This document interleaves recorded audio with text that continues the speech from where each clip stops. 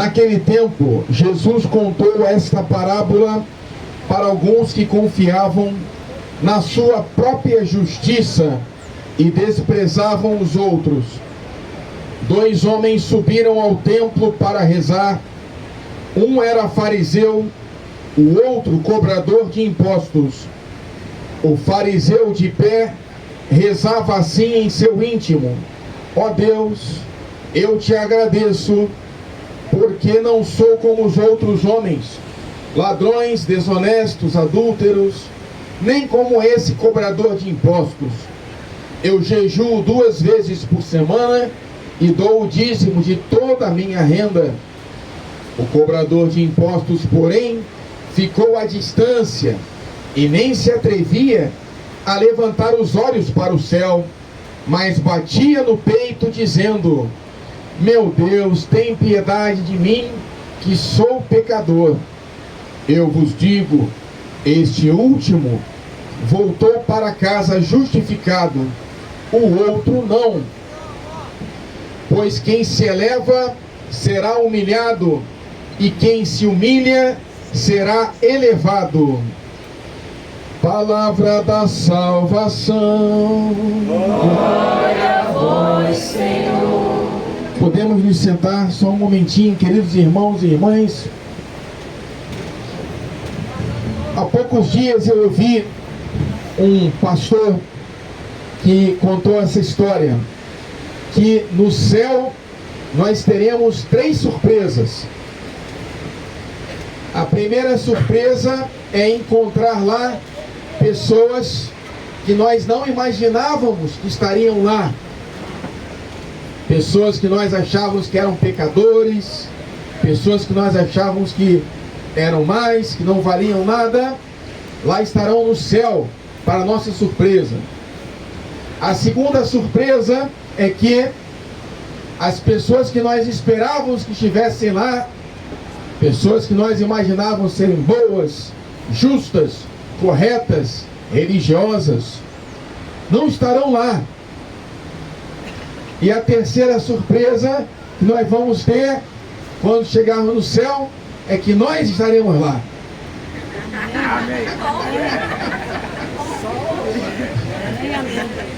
Por que que essa história tem a ver com o evangelho de hoje, do fariseu e do publicano? Vamos tentar entender, né? É uma surpresa boa, né? Nós estarmos no céu.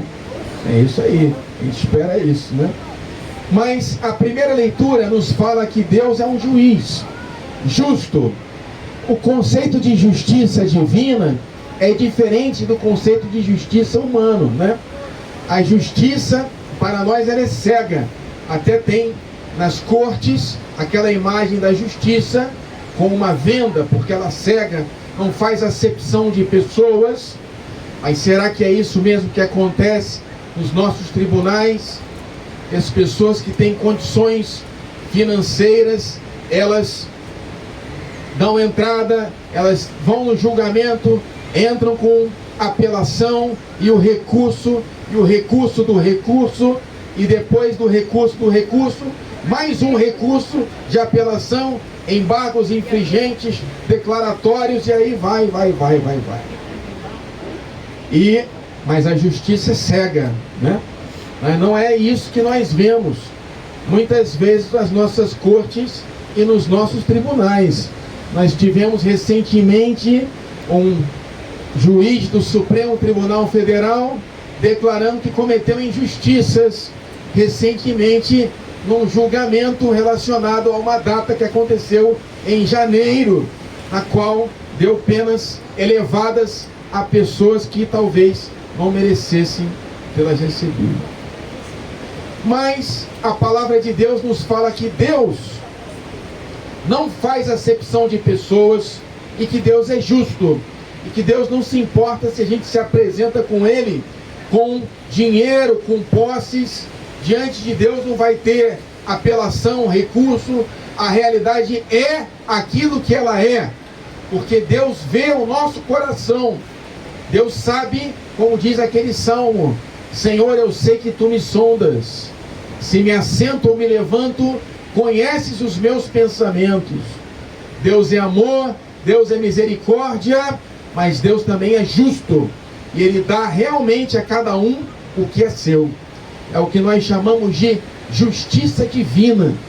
Às vezes a justiça humana pode até falhar, mas a justiça divina não falha. E no Salmo a gente tem essa proclamação: o pobre clama a Deus e Ele escuta.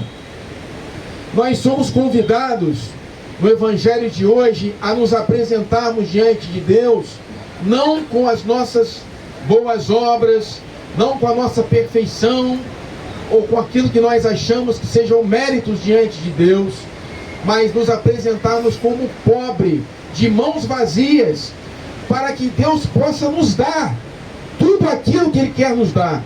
Se nós nos apresentamos diante de Deus assim: eu tenho tudo, eu faço, eu posso, eu aconteço, praticamente você está falando: mas eu não preciso de nada disso que é seu, meu Deus. Eu já estou aqui com tudo. O Senhor nos convida a nos apresentarmos com pobreza de espírito, com humildade, e não com soberba, não com vaidade. E aí nós vemos São Paulo, na segunda leitura, falando assim: eu combati o bom combate, eu terminei a corrida, eu guardei a fé. E São Paulo vai nos dizer que o justo, ele vive pela fé. Mas aí a gente vai ver São Tiago, que fala assim: a fé sem obras, ela é morta. Aí você vai falar: mas quem está certo? É São Paulo ou é São Tiago? Martinho Lutero, ele vai dizer que é São Paulo que está certo. O justo vive pela fé, não precisa de obras. Essa carta de São Tiago é um apêndice desnecessário do Novo Testamento.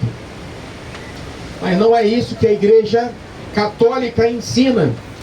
O próprio Jesus, ele vai falar que uma árvore que não dá frutos, ela será cortada.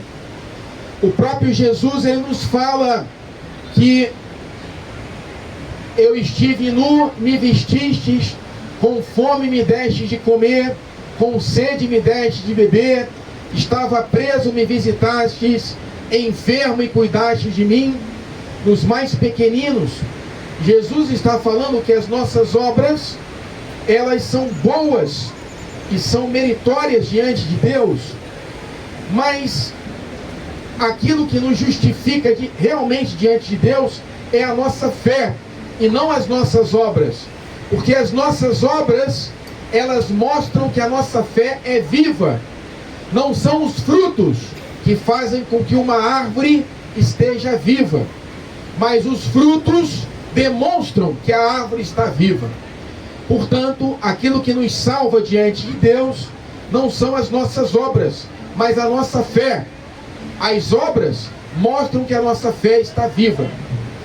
Santa Teresa de Calcutá, ela dizia: o fruto do silêncio é a oração, o fruto da oração é a fé, o fruto da fé é o amor, o fruto do amor é o serviço, e o fruto do serviço é a paz. Então, uma fé, ela tem como frutos o amor. O cristão é chamado a viver da caridade, do amor a Deus e do amor ao próximo. É assim que eram conhecidos os cristãos no início da história do cristianismo. As pessoas diziam: vejam como eles se amam. Mas então nós chegamos no evangelho de hoje e nós vemos um fariseu e um publicano. O fariseu se apresenta diante de Deus cheio de si. Aí você tem antipatia pelo fariseu, mas será que ele era um homem mau? Você vê o fariseu, ele era um homem que fazia tudo que está escrito na lei de Deus. Ele jejuava 2 vezes por semana, ele dava o dízimo da sua renda. Ele era um homem que cumpria a lei de Deus, enquanto o cobrador de impostos era um pecador público. Os cobradores de impostos no tempo de Jesus, como São Mateus Evangelista, eles eram judeus que tiravam o dinheiro do seu próprio povo para enriquecer o seu próprio bolso e o bolso, os cofres do Império Romano, que estava dominando o seu próprio povo, os judeus. Então os publicanos, cobradores de impostos, eram desprezados pelos seus compatriotas judeus. Então você vê uma pessoa que cumpre as leis de Deus e o outro que faz tudo errado. Mas no final dessa parábola, Jesus vai dizer que é o pecador que vai sair justificado, o pecador que vai sair salvo. Por quê? Porque a atitude do fariseu está completamente errada. Ele se apresenta diante de Deus cheio de si, confiando nas suas obras, naquilo que ele faz, e desprezando o próximo, desprezando o irmão, enquanto o publicano se apresenta pobre, humilde, reconhecendo as suas falhas e as suas fraquezas. Ele diz ao Senhor: meu Deus, tem piedade de mim, que sou um pecador. E Jesus nos ensina, foi esse que se reconheceu pecador, que teve humildade na sua oração, que foi ouvido, que foi escutado, que foi justificado. É o pobre que se apresenta diante de Deus com as mãos vazias, que pode receber do Senhor as bênçãos, as graças, a paz e o Espírito Santo e a salvação. Se nós somos cheios de nós mesmos, das nossas obras, dos nossos méritos, e nos apresentamos assim com soberba diante de Deus, nós não seremos justificados. É por isso que o Senhor diz: quem se exalta será humilhado, mas quem se humilha será elevado. Como a Virgem Maria, ela diz: eis aqui a pobre serva do Senhor, faça-se em mim segundo a tua palavra. E depois ela vai dizer: o Senhor fez em mim maravilhas, e Ele quer fazer também maravilhas em todos nós. E a maior maravilha de todas é que um dia nós tenhamos a surpresa, quando chegarmos na vida eterna, de nós estarmos com Maria e com os santos na glória da vida eterna no céu. Louvado seja nosso Senhor Jesus Cristo! Para sempre seja louvado.